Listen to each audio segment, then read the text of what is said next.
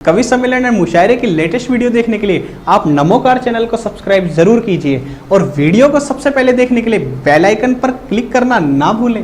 दोस्तों, मैं राहुल जैन नमोकार चैनल से इस बार फिर आपके लिए हाजिर हुआ हूँ एक नया अध्याय। हम ना बोले तो कौन बोलेगा में इस बार हम आपको एक ऐसी पर्सनैलिटी से मिलवाने जा रहे हैं जो मिश्र की तरह बहुत ही मीठी है, जिनकी आवाज़ और उनका नाम भी गौरी मिश्रा है।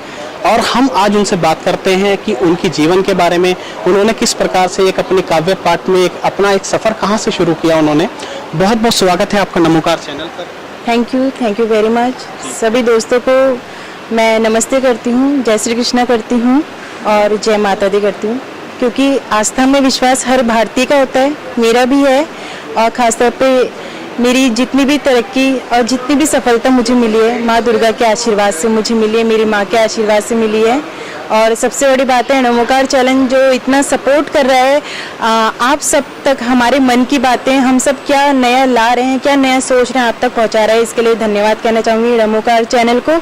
ऐसे आप लोग सभी को सपोर्ट करते रहें और सभी अच्छे विचारों को दुनिया भर के कोने कोने में आप पहुंचा रहे हैं, ये बहुत अच्छी बात है। सबसे पहले तो मेरा गौरी जी आपसे प्रश्न है कि आप एक युवा पीढ़ी से हैं और युवा पीढ़ी आज के समय में अगर हम देखें तो वो कवि सम्मेलन और इन सब चीज़ों की तरफ इतना इंटरेस्टेड नहीं होती, लेकिन फिर भी आपने इस विधा को चुना, इस मंच को चुना, उसके पीछे क्या कारण रहा? सबसे बड़ी बात है कि हम खुद नहीं चुनते हैं, भगवान ने ये पहले से सोच रखा होता है कि हमें किस लाइन में जाना है, किस क्षेत्र में जाना है। मेरा सपना डॉक्टर बनने का था, लेकिन शुरू से ही मुझे सिंगिंग, डांसिंग, एक्टिंग ये सब करने का बहुत शौक था। तो पढ़ाई भी चलती रही, लेकिन साथ साथ ये भी चलता रहा। और उसी के साथ मैं भजन, जब घर में आस पड़ोस में नवरात्रों के कीर्तन भजन होते थे तो खुद के लिखे हुए भजन और कीर्तन में करने लगी थी। तो उससे थोड़ा सा आइडिया हो चुका था मुझे भी कि हाँ मैं लिख सकती हूँ। धुनें जो होती थी फिल्मी गीतों की, उन पर मैं भजन लिख देती थी। उसके बाद जब बड़ी हुई, अपना BSc कर रही थी मैं, तो मुझे किसी ने आइडिया दिया कि आपने जो ये गीत भजन लिखे इनको वेस्ट मत करो, इनको कुछ करके कहीं पे सबमिट करो, क्या पता कुछ अच्छा मौका मिल जाए। तो मैंने all India radio Rampur Akashvani में अपने जितने भी भजन और गीत थे उनको फोटो स्टेट करा करके, अच्छी राइटिंग में लिख करके, ढूंढ ढांढ के घर में से वहाँ भेजा। तो मेरा सिलेक्शन हो गया एज अ भजन गायिका। तो फिर मेरी रिकॉर्डिंग होने लगी ऑल इंडिया रेडियो में। वहाँ से फिर जब न्यूज़पेपर में छपता था हमारे शहर की लड़की गौरी मिश्रा की आज रिकॉर्डिंग और आज उनका लाइव टेलीकास्ट होने वाला है, तो मेरे शहर के जितने भी कवि लोग थे उनका भी मैं थैंक्स कहना चाहूँगी। आज मुझे यहाँ तक उनके सपोर्ट की वजह से मैं पहुँच पाई हूँ। उन्होंने मुझे अपनी काव्य गोष्ठियों में और लोकल के जितने भी मंच थे उसमें बुलाना स्टार्ट किया। और सबसे बड़ी बात, अगर आप कह रहे हैं युवा पीढ़ी को मैं एक मैसेज देना चाहती हूँ। अगर आप ये जो सोशल नेटवर्किंग साइट्स हैं, वेबसाइट, जितने भी मतलब हमारे आसपास सोशल नेटवर्किंग एरिया फैला हुआ है, अगर इसका सही तरीके से इस्तेमाल किया जाए तो शायद मैं तो कुछ हद तक आगे बढ़ी हूँ सोशल नेटवर्किंग के ज़रिए, लेकिन बहुत आगे तक जाया जा सकता है। हमारा देश नंबर 1 की स्थिति पे पहुँच सकता है अगर युवा पीढ़ी इसका सही तरीके से इस्तेमाल करे। मैं आज जो कुछ भी हूँ, मुझे सबसे पहला कवि सम्मेलन फेसबुक के थ्रू मिला था। मैं बड़ा कवि सम्मेलन जिसकी बात मैं करूँ अपने शहर से बाहर, जब मेरा ऑल इंडिया रेडियो में सिलेक्शन हुआ, मुझे अपने ही लोकल नैनीताल के कवियों ने बुलाना शुरू किया काव्य गोष्ठी में। तो मैं अपने हर काव्य गोष्ठी की पिक्स या पोस्ट फेसबुक पे अपडेट करती थी। वहीं से मुझे आदरणीय डॉक्टर मनोज आर्य जी का कॉल आया कि आपको बाहर का एक कवि सम्मेलन पीलीभीत का उन्होंने मुझे दिया था। वहाँ से फिर मेरी यात्रा स्टार्ट हुई थी। तो इसलिए मैं ये चाहूँगी युवा पीढ़ी अगर टेक्नोलॉजी को अपना रही है तो उसको सही दिशा में अपनाएगी तो शायद देश भी तरक्की करेगा और जो बेरोजगारी जिसको कहते हैं ना वो खत्म हो जाएगी। क्योंकि टेक्नोलॉजी में इतने सारे काम हैं कि आप उसी में बैठ के, अगर घर में बैठ के कंप्यूटर को अच्छी तरह से यूज़ करें, अपने मोबाइल को अच्छी तरह से यूज़ करें, तो आपको बैठे बैठाए घर में कई पैसे मिल सकते हैं। क्योंकि कई लोगों को ज़रूरत है, जैसे कि मैं फिर से कहूँगी नमोकार चैनल अच्छी तरह से इस काम को कर रहा है। तो आप लोग भी अगर इसकी जानकारी रखते हैं टेक्नोलॉजी की, सोशल नेटवर्किंग साइट्स की, तो इसको अच्छी जगह यूज़ कीजिए ताकि आपकी बेरोजगारी खत्म हो जाए और ये सही दिशा में हमारा भारत देश चले। जब आपका एक काव्य मंच पर आपका जब सफ़र शुरू हुआ तो आप किन्हें अपना एक प्रेरणा स्रोत मानती थी? अगर हम कवित्री में बात करें तो आपकी सबसे फेवरेट कवित्री कौन सी रही है? सबसे बड़ी बात यह है कि मैं जब गीत और भजन लिखती थी तो मैं सिर्फ लता जी को सुनती थी और वही मेरी प्रेरणा की स्रोत थी कि मैं उनकी तरह कभी गाऊं। या कविता कृष्णमूर्ति वो भी मेरी फेवरेट थी, अलका याग्निक जी मेरी फेवरेट थी और महादेवी वर्मा जी को मैं पढ़ती थी।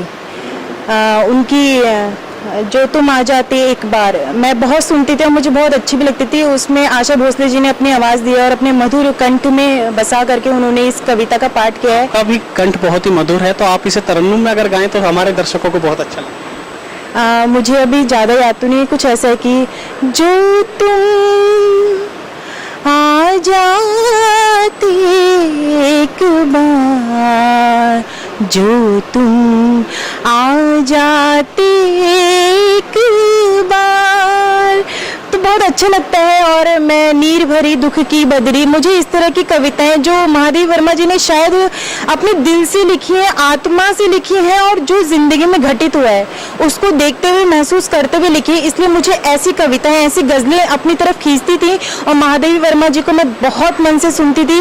हालांकि हमारे मंच पे भी कई बहुत अच्छी कविताएं हैं, मेरी सभी आदरणीय हैं, सभी बड़ी हैं। जब मैं मंच पर आई तो मंच के कई तौर तरीके सीखने पड़ते हैं, हर किसी को अनुभव नहीं होता है। एक देखिए, किताब का लेखन अलग होता है और मंच का लेखन और काव्य पाठ अलग होता है। मुझे मंच के तरीके सीखने थे कि किस तरह से मंच पे पढ़ना है, क्या करना है, वो सब मैंने अपनी सभी सीनियर्स कवित्रियों को देख देख करके, यूट्यूब पे देख करके, आप लोग की वजह से जो यूट्यूब पे सभी वीडियो हैं उनको देख करके मैंने उनसे सीखा। जैसे कि डॉक्टर सुमन दुबे जी और सरिता शर्मा जी, मुमताज़ नसीम जी, अंजुम रहबर जी, इन सबको मैं बहुत फॉलो करती हूँ और देखती रहती हूँ। अनामिका अंबर जी भी, जो कि युवा पीढ़ी में अभी बहुत आगे जा चुके हैं, वही सब हमारे प्रेरणा के स्रोत हैं। मैं चाहती हूँ कि जितने भी नई कवित्रा आ रही हैं वो उन लोगों को सुने और अगर उन्हें मेरा भी अच्छा लगता है, कोई तरीका उन्हें मेरा भी नया लगता है, तो मैं चाहूँगी कि आप बड़ों से हमेशा सीखने की कोशिश करते रहेंगे ना, तो आप कभी मात नहीं खाएंगे और सबसे बड़ी बात, कभी ये नहीं मानेंगे कि आपकी हाँ हम सबसे बेस्ट कर रहे हैं। जिस दिन आप ये नहीं मानेंगे ना, तो हमेशा आप आगे बढ़ते रहेंगे। क्योंकि मैं इसकी खुद भुक्तभोगी हूँ, एक्सपीरियंस होल्डर हूँ। मैं हमेशा अपनी बड़ी कवित्रों को सुनती रहती हूँ और इसी कारण शायद मुझे ये सफलता जो मिल रही है और सबका प्यार, सारे काव्य जगत में सभी बड़े कवित्रियाँ सभी मुझे बहुत स्नेह, मान सम्मान और प्रेम देते हैं। तो उसका कारण बस ये है, मैं सीखने की कोशिश हमेशा करती रहती हूँ। यही मैं आपसे भी कहूँगी और आने वाली जो भी पीढ़ी है, कई लोग अब कवि सम्मेलन में इंटरेस्ट रखने लगे हैं, जो लिखती हैं कवित्रियाँ वो भी अब धीरे धीरे शायद हम ही लोग को देख के और अनामिका दीदी को देख के, सबको देख के आना चाह रही है मंचों पे।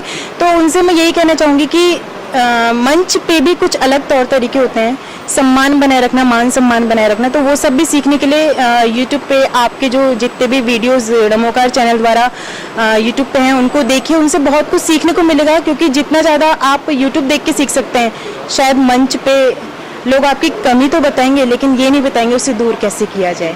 तो ये ज़रूरी है कि ये जो नमोकार चैनल इतना अच्छा काम कर रहा है कि हमारे ज़रिए हमारी बातें और हमारे सभी विचार आप तक पहुंचा रहे हैं, उनको सीखिए, आप देखिए यूट्यूब को, सोशल नेटवर्किंग साइट का इस्तेमाल कीजिए। बस एक अंतिम सवाल हम आपसे ज़रूर करेंगे कि आपका, जैसे आपने बताया कि आपका भजन में एक रुझाव था, तो लेकिन भजन से आपकी जो श्रृंगार गीत हैं वो एक युवा पीढ़ी बहुत पसंद करती है, जैसे उसमें गाल गुलाबी हुई है और बहुत सारे आपके बहुत अच्छे अच्छे गीत हैं।